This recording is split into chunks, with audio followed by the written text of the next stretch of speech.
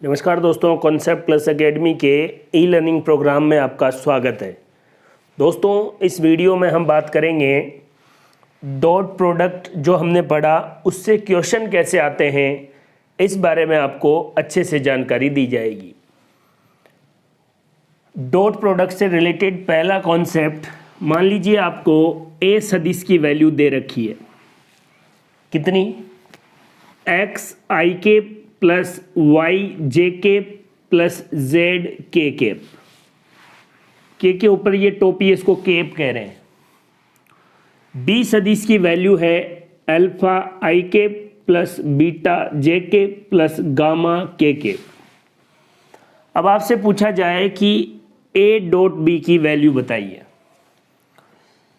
एक बात तो आपको याद रहना चाहिए कि ए डॉट बी दो सदिशों का डॉट प्रोडक्ट कौन सी राशि होगी, अदिश राशि होगी। इसका जो रिजल्ट आएगा वो स्केलर क्वांटिटी होगी, अदिश राशि होगी। देखिए तो कैसे आएगा रिजल्ट, एक्स को अल्फा से गुणा कर लो प्लस वाई को बीटा से गुणा कर लो प्लस जेड को गामा से गुणा कर लो। जो रिजल्टेंट मान आएगा वही मान किसका होगा, ए डॉट बी का। इस कॉन्सेप्ट से रिलेटेड एक क्वेश्चन देखिए। क्या क्वेश्चन है, सदिश ए की वैल्यू है 2i के प्लस जे के प्लस 3k के। बी सदिश की वैल्यू है 4i के प्लस 2j के प्लस k। अगर प्लस में केवल k केप है, इसका मतलब j की वैल्यू कितनी है, 1। यहां पर भी देखिए प्लस में k केप है, इसका मतलब k की वैल्यू या k केप के आगे क्या है, 1। देखो 2 को 4 से गुणा करो, जैसे आप x को अल्फा से गुणा कर रहे थे, 8। यहां कुछ नहीं है, कई बार बच्चे यहां गलती कर देते कि यहां कुछ नहीं है, 0 है। 0 नहीं है, जब j केप दे रखा है तो इस सदिश का मान 1 है और 1 को 2 से गुणा किए। यहां पर k के आगे क्या मानेंगे, 1, 3 को 1 से गुणा किए, 8, 2 और 3। ए डॉट बी की वैल्यू कितनी आ गई, 8, 2, 10 और 3 कितने हो गए, 13। हम क्या कर रहे हैं, डॉट प्रोडक्ट से क्वेश्चन कैसे आते हैं उस बारे में बिल्कुल सिस्टमेटिक तरीके से बात कर रहे हैं। मान लो एग्जाम में आपको क्वेश्चन ऐसे दिया, P I cap minus 2k cap, Q सदिश है 3j cap plus k cap. अब आपसे पूछा जाए कि p सदिश डॉट q सदिश, p डॉट q की वैल्यू आपको निकालनी है। देखिए अपना वही तरीका, इस कॉन्सेप्ट को बताने के पीछे रीजन ये है कि देखो यहां पर j तो है ही नहीं, जब केवल j का मान दे रखा है, j केप लिख रखा है, आगे कुछ नहीं, तब 1 है। अब j है ही नहीं तो उसकी वैल्यू 0। देखो पहले इस p को लिखो, वास्तव में ये क्या है, i केप, इसके आगे क्या मानेंगे, 1 i केप प्लस j है ही नहीं तो 0j cap minus 2k cap. ये किसकी वैल्यू हो गई, इस p को ऐसे लिखा जा सकता है। q सदिश देखिए i नहीं है तो नहीं है तो उसको क्या मानेंगे, 0 प्लस 3j केप और फिर क्या है प्लस में k केप, और k केप के आगे कुछ नहीं है तो अपन उसको क्या मान लेंगे, 1। फिर वही तरीका, 1 को किससे मल्टीप्लाई करो, 0 से, 0 को किससे मल्टीप्लाई करो, 3 से, यहां पर माइनस है, माइनस 2 को किससे मल्टीप्लाई करो, 1 से। वैल्यू कितनी आ गई, 0, 0, -2 और जवाब क्या हो गया, -2। P सदिश और Q सदिश का डॉट प्रोडक्ट -2 आ गया। ऐसा ही एक क्वेश्चन और देखिए, A सदिश है 2j cap minus i cap, B सदिश है i cap plus 3j cap. अगर पीछे भी आ गया, पहले j केप आ गया फिर i केप आ गया, तो भी आपको कंफ्यूज नहीं होना है। देखो इस a सदिश को क्या लिखेंगे, i केप, i किस में, माइनस में, और आगे कुछ नहीं है तो क्या मानेंगे, 1। ये देखिए -1 i केप, जे केप किस में, प्लस में 2 जे केप, और के है ही नहीं इसलिए प्लस में 0 के केप। आई केप का वैल्यू कितना 1, जे केप कितना 3, के है ही नहीं तो 0 के केप। फिर वही तरीका, -1 को 1 से गुणा करें -1, 2 को 3 से गुणा करें 6, 0 को 0 से गुणा करें 0, और a डॉट बी की वैल्यू 6 में से माइनस का 1 तो कितने बच गए 5, a डॉट बी की वैल्यू 5 आ गई। डॉट प्रोडक्ट कैसे निकालेंगे बिल्कुल अच्छे से आपको समझ में आ रहा होगा। कई बार इस तरीके के क्वेश्चन में बच्चे कंफ्यूज हो जाते हैं, तो मैं आपको बिल्कुल क्लियरिटी से बता रहा हूं। यहां पर कहीं पर भी जे केप नहीं है तो उसकी वैल्यू 0, देख लो आप। यहां पर कहीं पर भी आई नहीं है, उसकी वैल्यू क्या मानेंगे 0। अगर केवल के केप लिखा हुआ है, आगे वैल्यू नहीं है, तो उसको इकाई मानेंगे कितना 1। एक बात और देखिए, आप ये जानते हैं कि दो सदिशों का डॉट प्रोडक्ट फॉर्मूला क्या है, ए बी कोस थीटा, अच्छे से आपको समझ में आ चुका है। अब कोई आपको ये बोले कि कोस थीटा निकालना है, तो सिंपल सी बात है, ए बी को इधर बटे में भेज दो। कोस थीटा निकालने के लिए ए सदिश डॉट बी सदिश, तो ए डॉट बी तो मतलब क्या हो गया ए बी कोस थीटा, और ए सदिश का परिमाण और बी सदिश का परिमाण। इसका मतलब क्या हुआ, ए की वैल्यू गिवन होगी, बी की वैल्यू गिवन होगी, कोस थीटा निकालेंगे ए बी कोस थीटा। ए सदिश का परिमाण और बी सदिश के परिमाण के बारे में आपको सोचना है।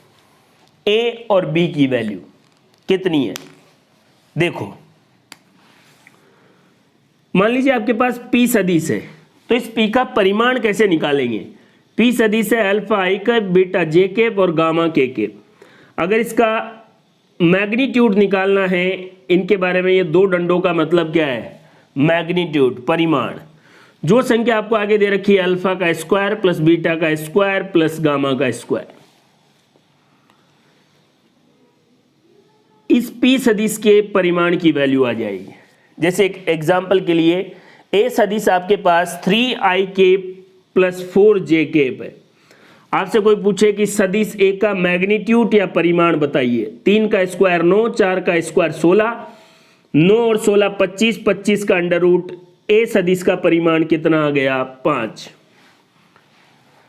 एक एक कॉन्सेप्ट को आप साथ के साथ और क्लियरिटी के साथ पढ़ेंगे बिना किसी टेंशन के, तो चीजें आसान है।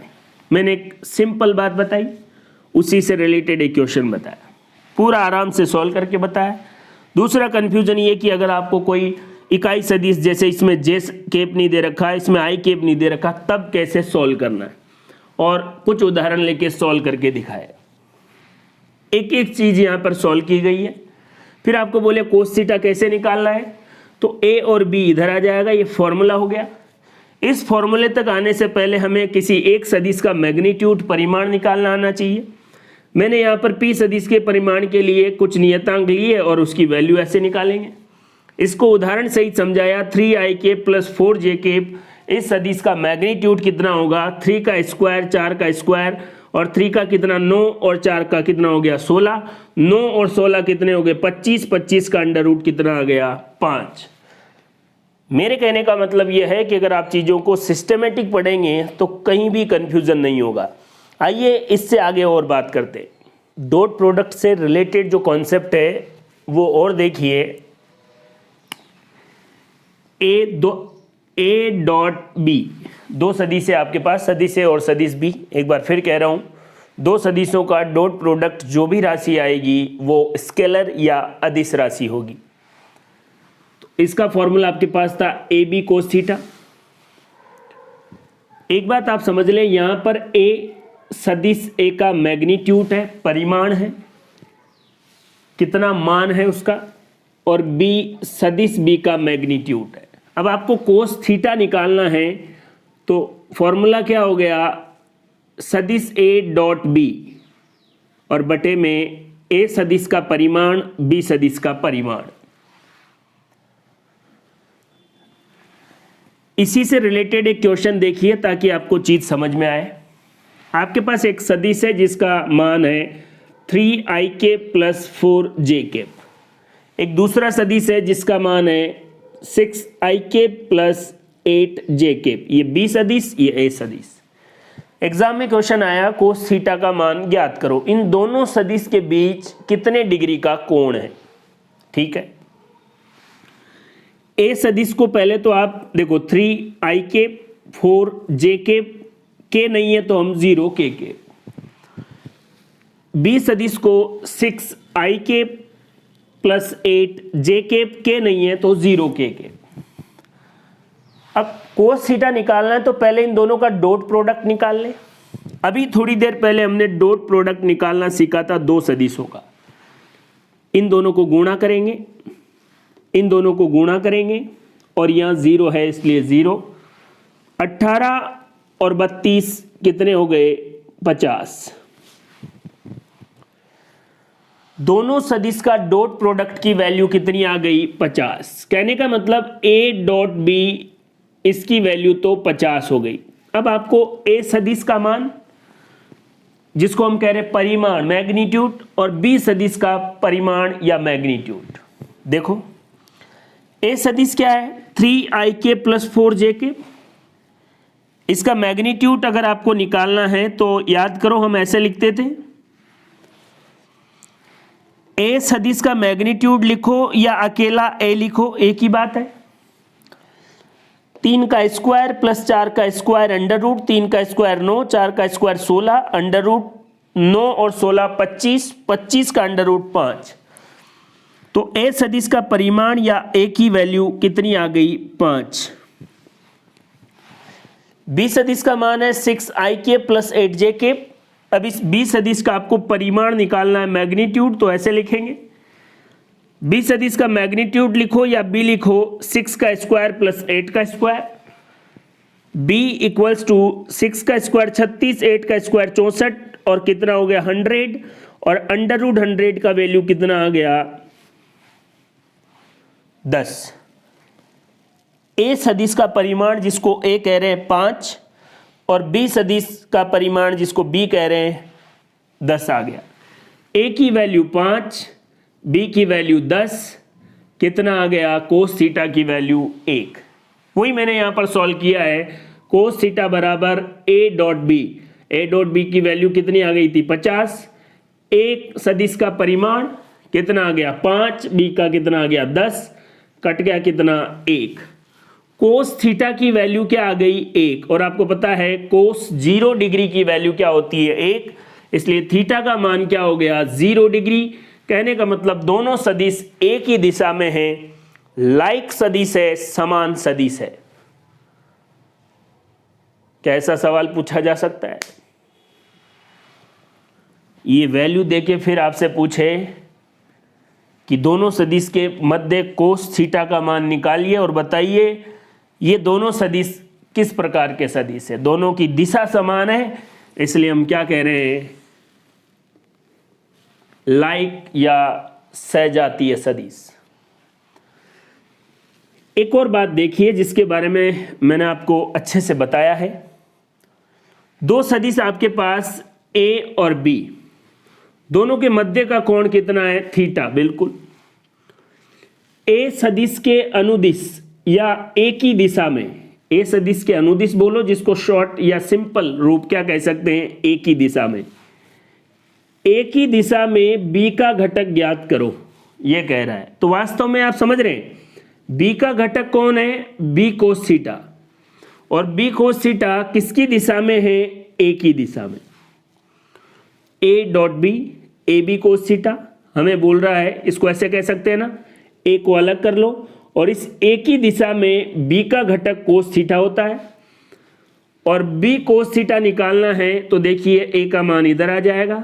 तो a.b में अगर ए सदिश के परिमाण या मैग्नीट्यूड का भाग दे दें, दोनों सदिश का पहले क्या निकाल लें? a.b निकाल लें और फिर एक सदिश का भाग दे दें। कौन सा वाला? a। और भाग भी किसका? उसके परिमाण का। देखो यहीं देख लो, a.b की वैल्यू कितनी है? 50। सदिश ए का परिमाण कितना है 5, बी कोस थीटा की वैल्यू कितनी आ गई 10। ऐसे ही बी के अनुदिश या बी की दिशा में ए का कंपोनेंट क्या होगा ए कोस थीटा। तो याद करो ए डॉट बी को बी ए कोस थीटा भी लिख सकते हैं। ए कोस थीटा क्या है ए का कंपोनेंट है और इसकी डायरेक्शन क्या है बी की डायरेक्शन में। अब आपको ए कोस थीटा निकालना है तो बी को इधर भेज दो। ये देख लीजिए दोनों का डॉट प्रोडक्ट बटे में बी सदिश का मैग्नीट्यूड। डॉट प्रोडक्ट कितना है 50, बी सदिश का मैग्नीट्यूड कितना है 10 और कितना आ गया ए कोस थीटा 5। लैंग्वेज आपको परेशान नहीं करेगी अगर आप बेसिक चीजों को संभालते हुए चलेंगे तो। पूरे वीडियो को बड़ी क्लियरिटी और फुल इंटेंशन के साथ, पूरी मानसिकता के साथ कि मेरे को फिजिक्स समझनी है, अगर इस वे में आपने देखें तो दोस्तों धीरे धीरे आप में ऐसे बदलाव होंगे कि आप में एक अलग सा कॉन्फिडेंस जनरेट होगा और आपको जब आप क्वेश्चन सॉल्व करेंगे तब आपको लगेगा कि हाँ यार आपको फिजिक्स समझ में आने लगी है। एक सिंपल पैटर्न, एक सीधा रास्ता मैं आपको बता रहा हूं, बस आप उस वे में चलते रहिए। ये दोनों बातें लैंग्वेज आपको परेशान कर सकती है। बस बी का घटक निकालना है बी कोस थीटा, और बी कोस थीटा की दिशा किधर होती है ए की दिशा। ए कोस थीटा की दिशा किधर होती है बी की दिशा। बी कोस थीटा का मान निकाल लिया, ए कोस थीटा का मान निकाल लिया। इनके बारे में मैंने आपको अच्छे से बता रखा था, लेकिन फिर भी एक ही क्वेश्चन में सारी बातें हम क्लियरिटी से समझते चल रहे हैं। बच्चे रट्टा मार लेते हैं ऐसे कि बी कोस थीटा का फॉर्मूला है दोनों सदिश का डॉट प्रोडक्ट अपॉन में बी नहीं दूसरे वाला सदिश, ए कोस थीटा का मान है दोनों का डॉट प्रोडक्ट, यहां ए आ गया तो अब यहां ए नहीं बी, लेकिन वास्तव में इन फॉर्मूलों से ही बना है। जब आपको ए कोस थीटा ए का घटक निकालना है बी की दिशा में तो बी इधर आ जाएगा, बी का घटक निकालना है ए की दिशा में तो ए इधर आ जाएगा। अकेला ए बोलो या ए सदिश का मैग्नीट्यूड बोलो। तो इस तरीके से आप डॉट प्रोडक्ट से रिलेटेड कोई भी कॉन्सेप्ट हो आराम से सॉल्व कर सकते हैं। ये कोई बिंदु है जिसको हम कह रहे हैं प्रारंभिक बिंदु, इनिशियल पॉइंट, प्रारंभिक बिंदु, और इस प्रारंभिक बिंदु को कह रहे हैं इनिशियल पॉइंट, आई से डिनोट कर रहे हैं इसको, आई इनिशियल प्रारंभिक बिंदु। यहां से लेकर ये पॉइंट है फाइनल पॉइंट, अंतिम बिंदु। यहां से लेकर यहां तक, इनिशियल से लेकर फाइनल तक, जिसको हम कह रहे हैं वेग में परिवर्तन, चेंज इन वेलोसिटी। देखिए ये कोई v सदिश है और प्रारंभ में कहां है उसके निर्देशांक x i के y दिशा में i और z i का मतलब यहां पर है प्रारंभिक, x दिशा में फाइनल, y दिशा में फाइनल, z दिशा में या अक्ष में फाइनल। तो अगर आपको इस v सदिश का मान निकालना है जो प्रारंभ यहां है और अंतिम यहां है,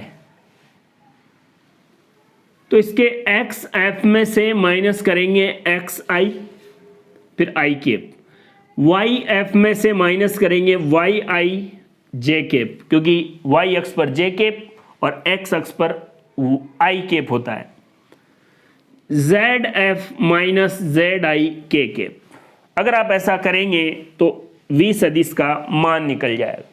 देखिए इसी को एक क्वेश्चन से, ये है ए पॉइंट और ये है बी पॉइंट, ऐसे लेकर बी तक ए बी सदिश। इसका x की दिशा में 0, y की दिशा में 1 और z की दिशा में 1, x -1 यहाँ पर y दिशा में 2 और k दिशा में या z एक्स में -1। अब आपको इसका मान निकालना है, तो फाइनल ये है, देखिए यहाँ से इधर जा रहा है, ये फाइनल ये है, ये इनिशियल पॉइंट और ये final point A to B। देखो x है -1 -0, कितना हुआ? माइनस का 1। फिर देखो 2 -1 z कैप y में जो है, फिर है -1 -1, माइनस और माइनस क्या हो गए? माइनस का 1 और माइनस का 1 माइनस के 2 हो गए, ये आप जानते हैं। तो कितना हो गया? माइनस का 2 k कैप, -1 में से ये तो माइनस का 1, 2 में से 1 प्लस का 1, माइनस और माइनस कितना हो गया? माइनस के 2। प्लस और माइनस माइनस और माइनस और माइनस माइनस ही रहेंगे, जुड़ रहे हैं, गुणा तो हो ही नहीं रहे। अब इस सदिश का परिमाण निकालना है, तो 1 का स्क्वायर -1 का स्क्वायर 1 का स्क्वायर भी 1, -2 का स्क्वायर, माइनस और माइनस जब गुणा होंगे तो प्लस हो जाते हैं। यहाँ पर माइनस और माइनस एक दूसरे से क्या हो रहे हैं? घट रहे हैं या जुड़ रहे हैं, कैसे भी कहते हैं। -1 -1 तो कितना हो गया? -2, -2 गुणा -2 तो प्लस के 4, माइनस और माइनस प्लस हो गए। 4 1 5 और 1 6, ए बी सदिश का मान √6 आ गया। Use of dot product. Physics में ये जो हम डॉट प्रोडक्ट पढ़ रहे हैं, इसका यूज कहाँ आएगा? इसको पढ़ते टाइम कई बार बच्चे आपको कहेंगे कि ये तो सिलेबस में नहीं है या ये बाहर की चीज़ें हम पढ़ रहे हैं। नहीं, हम कार्य के बारे में अच्छे से पढ़ेंगे। अगर वहाँ का क्वेश्चन जब देखेंगे फिर बाद में डॉट प्रोडक्ट सीखेंगे, इससे कोई मतलब नहीं है। ये 4 चीज़ें अपने सिलेबस में अच्छे से हैं और इनसे रिलेटेड क्वेश्चन कोई आएगा तो डॉट प्रोडक्ट से ही सॉल्व होगा। इसलिए डॉट प्रोडक्ट वाले एक एक कॉन्सेप्ट को आप अच्छे से पढ़ें। देखिए, कार्य का फॉर्मूला F.S, बल और विस्थापन, फोर्स और डिस्प्लेसमेंट का डॉट प्रोडक्ट है कार्य, और डॉट को हटाएंगे तो क्या हो जाएगा? Cos theta. फोर्स और वेलोसिटी, बल और वेग का डॉट प्रोडक्ट है P, शक्ति।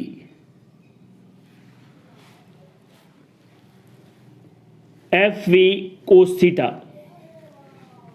डॉट हटेगा cos theta. φB magnetic field, चुंबकीय फ्लक्स, मैग्नेटिक फ्लक्स। B चुंबकीय क्षेत्र डॉट A एरिया, और डॉट हटेगा तो कोस थीटा। ऐसे इलेक्ट्रिक फ्लक्स, विद्युत फ्लक्स, ये 4 डॉट प्रोडक्ट का एग्जाम्पल है। चुंबकीय फ्लक्स कौन सी राशि है? अदिश राशि। क्यों? क्योंकि 2 सदिश राशियों के डॉट प्रोडक्ट से जो बनेगी वो अदिश राशि है। विद्युत फ्लक्स डॉट प्रोडक्ट, शक्ति डॉट प्रोडक्ट, कार्य डॉट प्रोडक्ट, और डॉट प्रोडक्ट के बाद जो राशि आएगी वो अदिश राशि होगी, स्केलर क्वांटिटी होगी। ये चारों राशियां स्केलर या अदिश राशियां हैं, कार्य, शक्ति, चुंबकीय फ्लक्स और विद्युत फ्लक्स। हर चीज एक इंपॉर्टेंट क्वेश्चन में बदल दी जाएगी। यहां पर आपको लगता होगा कि चीजें हम बिल्कुल सिस्टमेटिक आराम से पढ़ रहे हैं। इन चारों में से कोई एक दे दे शक्ति, और कोई और एग्जाम्पल आपको 3 और ऑप्शन में दे दे, फिर पूछे कि निम्न में से कौन सी अदिश राशि है, क्या क्वेश्चन यहां से नहीं आएगा? ये चारों अच्छे से याद कर लो। कार्य, शक्ति, चुंबकीय फ्लक्स और विद्युत फ्लक्स, ये कौन सी हैं? डॉट प्रोडक्ट के बाद बनी हुई राशियां हैं, इसलिए स्केलर या अदिश राशियां हैं। एक क्वेश्चन जो यहां से बहुत बार एग्जाम में पूछा गया है, अगर आपके बेसिक कॉन्सेप्ट ठीक नहीं होंगे तो इस क्वेश्चन को आप देखेंगे ही, सॉल्व नहीं कर पाएंगे। बल का मान दे रखा है alpha i cap minus 2 j cap plus 3 k cap. विस्थापन या डिस्प्लेसमेंट का मान दे रखा है 2 i cap plus j cap minus k cap. W संपन्न कार्य का मान 5 दे रखा है, 5 इकाई 5 जूल हो सकता है, इकाई का मतलब उसका मात्रक। कार्य का मात्रक 5 दे रखा है, F का मान दे रखा है और S सदिश के बारे में बता रखा है। पूछ रहा है इस अल्फा का मान बताइए। अगर आपको बेसिक कॉन्सेप्ट पता है तो आप आराम से सोल्व कर सकते हैं। कैसे? पहले तो आपको यह पता हो कि बल और विस्थापन का डॉट प्रोडक्ट होता है कार्य। ठीक है साहब, बल और विस्थापन का डॉट प्रोडक्ट निकालना है तो इनको गुणा करना होता है अल्फा गुणा 2 प्लस माइनस 2 गुणा 1 प्लस 3 गुणा minus 1। 2 alpha plus minus minus 2 plus minus minus 3। F dot S क्या होता है? कार्य कौन सी राशि है? अदिश राशि, स्केलर क्वांटिटी, क्योंकि बल और विस्थापन का डॉट प्रोडक्ट है। इसका मान कितना बता रखा है? 5 कार्य का मान हो गया 2 अल्फा माइनस 2 माइनस 3, माइनस और माइनस जुड़ गए, माइनस के 5। ये माइनस के 5 जब इधर आएंगे तो प्लस के 5, तो 5 और 5 10, 2 अल्फा 10, 2 अल्फा। अल्फा निकालना है, 2 इधर आ जाएगा और 10 में 2 का भाग देंगे तो 5। यहां पर जो अल्फा है इसका मान कितना होगा? 5 होगा। जब जाकर कार्य का मान 5 इकाई होगा। क्वेश्चन किसी भी लेवल का हो आप आराम से सोल्व कर सकते हैं। इस क्वेश्चन को सोल्व करने के लिए आपको क्या बेसिक चीजें पता होनी चाहिए? देखो, बल है, विस्थापन है, आपके दिमाग में आना चाहिए कि इन दोनों का डॉट प्रोडक्ट होता है कार्य, तो F डॉट एच निकालना है।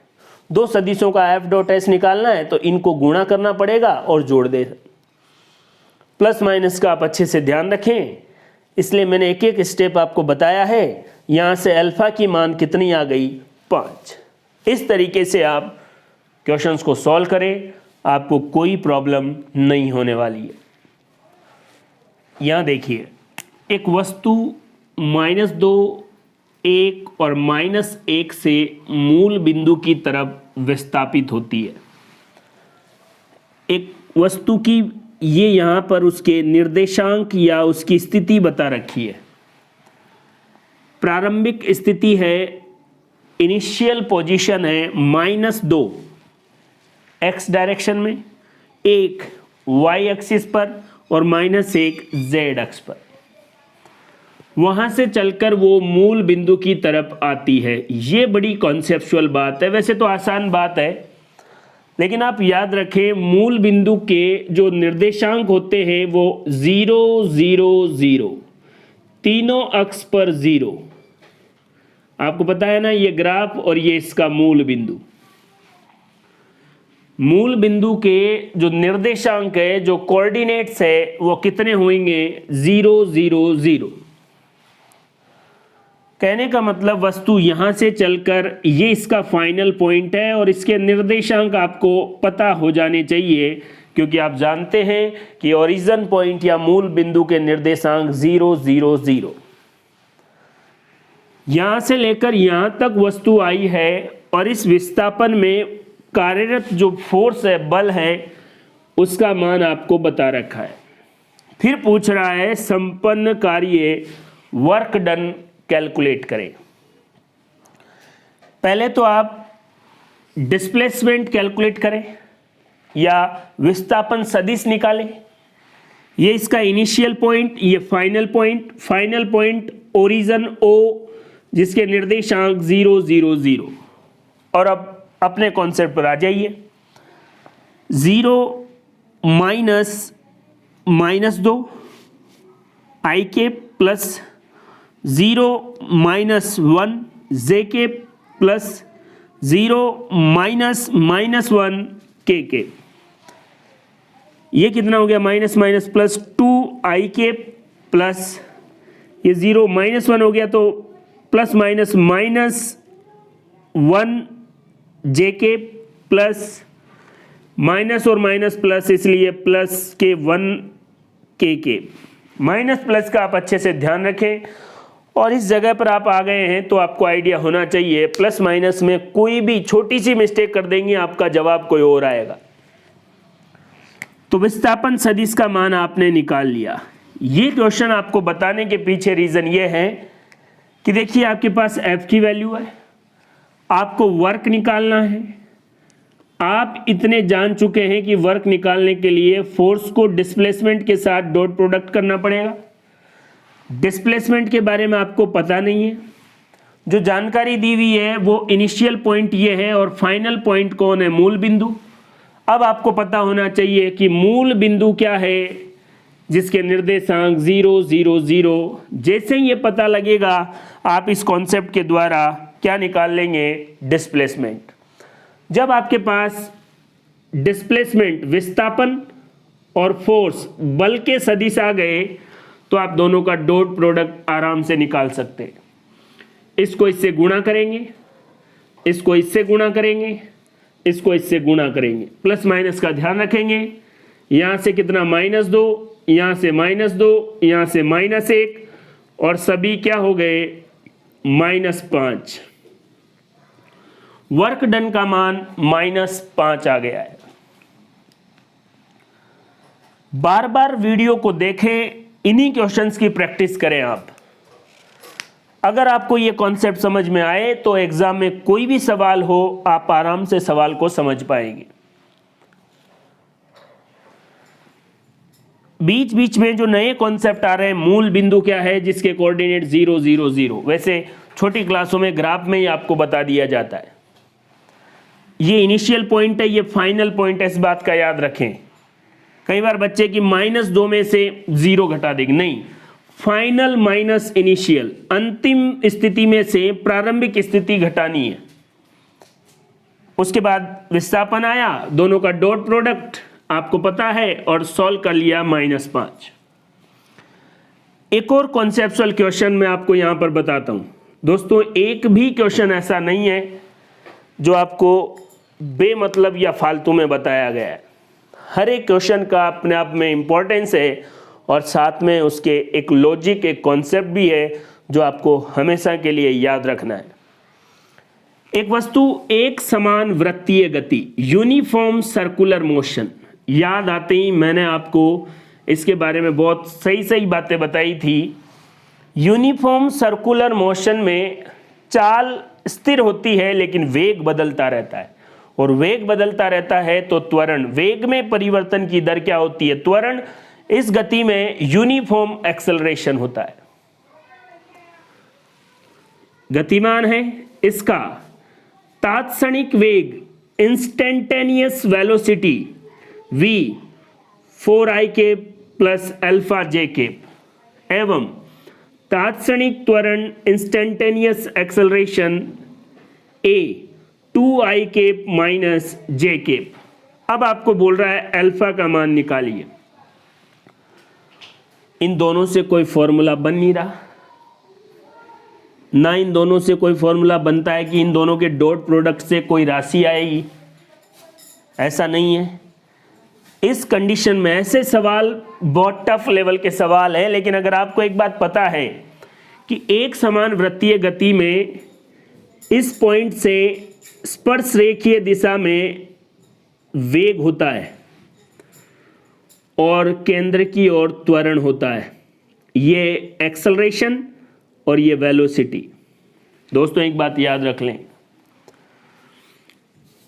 किसी वृत्त के ऊपर खींची गई स्पर्श रेखा और उसके केंद्र की तरफ जाने वाली जो रेखा है, उन दोनों के बीच का कोण 90 डिग्री होता है।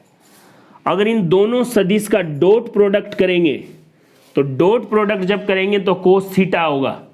आपको पता है ना कि मान लो आपको v डॉट a करना है तो आप क्या करेंगे, v a कोस थीटा, और दोनों के बीच का कोण एक समान वृत्तीय गति में हमेशा कितना होगा, 90, और जैसे कोस थीटा 90 सब कुछ क्या हो गया 90। तो यहाँ पर मैंने ये लिखा है थीटा 90 इसलिए कोस 90 की वैल्यू 0, v डॉट ए की वैल्यू 0। अब v डॉट ए कैसे निकालेंगे वो आप जानते हैं, वी ए 4 गुणा 2 8, इसका क्या आ गया माइनस अल्फा, 0 बराबर 8 माइनस अल्फा इधर आ गए तो अल्फा की वैल्यू कितनी आ गई 8। इस क्वेश्चन में ये बात आप याद रख लें कि यूनिफॉर्म सर्कुलर मोशन में एक समान वृत्तीय गति में इंस्टेंटेनियस वेलोसिटी तात्क्षणिक वेग, इंस्टेंटेनियस एक्सेलरेशन और तात्क्षणिक त्वरण के बीच का कोण कितना होता है 90 डिग्री। इसलिए दोनों के डॉट प्रोडक्ट का मान कितना आएगा 0 और इन दोनों को सॉल्व करेंगे और यहाँ से किसका मान निकालेंगे अल्फा का मान। और यहाँ पर ये याद रखना है कि मूल बिंदु के कोऑर्डिनेट्स या निर्देशांक 0 0 0, 3 बार 0 का मतलब पहला निर्देशांक x अक्ष, दूसरा y अक्ष और तीसरा z अक्ष को दर्शाता है। डॉट प्रोडक्ट से जुड़ा हुआ एक कॉन्सेप्चुअल और एक शानदार क्वेश्चन आप देखिए। किसी वस्तु या गतिमान वस्तु का वेग आपको बता रखा है। इस क्वेश्चन में अब तक आपने जो पढ़ा है अगर वो आपने ढंग से पढ़ा है तो एक एक चीज़ आपको शानदार तरीके से समझ में आएगी और आपको अच्छा भी लगेगा कि हाँ ये चीज़ मुझे पता है। गतिमान वस्तु का वेग कितना बता रखा है टी स्क्वायर आई के प्लस 4t जे के plus T square minus 2t के। ये वस्तु का वेग v है। वस्तु का द्रव्यमान m बराबर 1 किलो बता रखा है। क्वेश्चन है t बराबर 1 सेकेंड पर वस्तु पर जो कार्यरत परिणामी बल है फोर्स है, उस फोर्स के द्वारा प्रोड्यूस या प्रदत्त पावर या शक्ति का मान ज्ञात करें। एक ऑब्जेक्ट है v वेलोसिटी से मूव कर रहा है, उसका मास क्या है v की वैल्यू आपको दे रखी है, मास है 1 kg। t equals to 1 second पर जो फोर्स उस पर लग रहा है उसके द्वारा प्रोड्यूस या प्रदत्त शक्ति का मान ज्ञात करें। देखिए बिल्कुल इजी लैंग्वेज में मैंने आपको बताया है, आपको वेग का मान दे रखा है, ठीक है। हम जानते हैं हमें शक्ति निकालना है तो बल और वेग दोनों का डॉट प्रोडक्ट करना पड़ेगा। वेग हमें दे रखा है, बल हमारे पास है नहीं, वो हमें निकालना है। अगर हम बल निकाल लिए तो दोनों का डॉट प्रोडक्ट करके शक्ति या पावर निकाल सकते हैं। हमें किसका मान चाहिए F का, किसका मान दे रखा है V का। अब हम जानते हैं कि अगर वेग का वेलोसिटी का डिफरेंशिएशन या अवकलन टाइम के सापेक्ष कर लें तो क्या आ जाएगा A। तो A बराबर dv upon dt, d upon dt और यहाँ पर V का मान रख दिया।